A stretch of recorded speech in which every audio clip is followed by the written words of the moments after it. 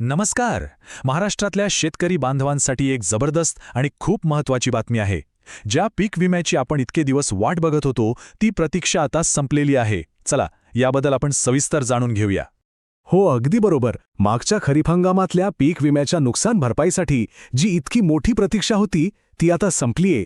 आजपासूनच शेतकऱ्यांच्या बँक खात्यांमध्ये पैसे जमा व्हायला सुरुवात झालेली आहे. तर मग ही भरपाई नेमकी आहे तरी कशी? म्हणजे पहिल्या टप्प्यात किती रक्कम मिळणार आहे आणि हो, कोणत्या पिकांसाठी मिळणार आहे? चला हेच बघूया.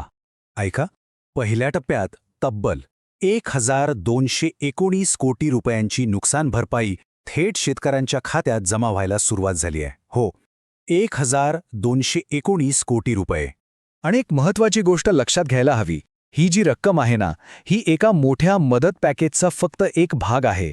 म्हणजे बघा, एकूण तर 1029 कोटी रुपयांची भरपाई मंजूर झाली आहे आणि याचा फायदा जवळपास 78 लाख शेतकऱ्यांना मिळणं अपेक्षित आहे. सो ही फक्त सुरुवात आहे असं म्हणायला हरकत नाही. बरं, ही नुकसान भरपाई कोणत्या पिकांसाठी आहे? तर प्रामुख्याने 3 मुख्य पिकांसाठी ही दिली जात आहे.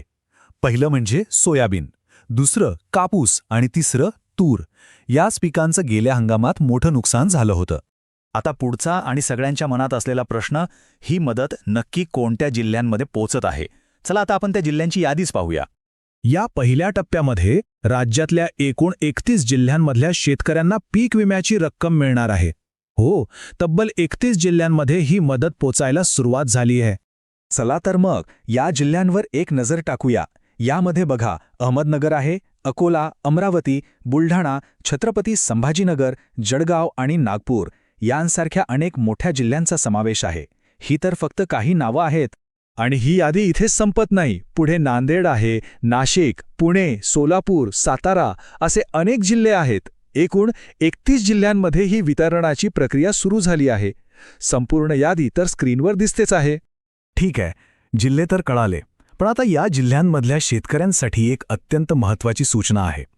हे पैसे जमा होण्याची प्रक्रिया नक्की कशी असणार आहे हे समजून घेणं खूप गरजेचं आहे. इथे ना 2 मुद्दे खूप महत्त्वाचे आहेत. पहिला मुद्दा, ही जी रक्कम आहे ती टप्प्याटप्प्याने जमा होणार आहे. म्हणजे सगळ्यांच्या खात्यात एकाच वेळी पैसे येणार नाहीत, हे लक्षात ठेवा. आणि दुसरा मुद्दा, हे पैसे थेट बँक खात्यात जमा होत आहेत, त्यामुळे आपलं बँक खातं नियमितपणे तपासावं लागेल. बरं, ही एवढी मोठी घोषणा झाली, पैसे मिळायला सुरुवात झाली, पण यानंतर पुढे काय यावर विचार करणंही तितकंच महत्त्वाचं आहे. ही मदत शेतकऱ्यांच्या आयुष्यात खरंच काय बदल घडवून आणू शकेल? पण एक खरा प्रश्न उरतोच. निसर्गाचा लहरीपणा आणि आर्थिक संकटाचा सामना करणाऱ्या आपल्या शेतकरी बांधवांसाठी ही मदत त्यांच्या अडचणी खऱ्या अर्थाने कितपत दूर करू शकेल? हा एक खूप मोठा आणि महत्त्वाचा विचार आहे, नाही का?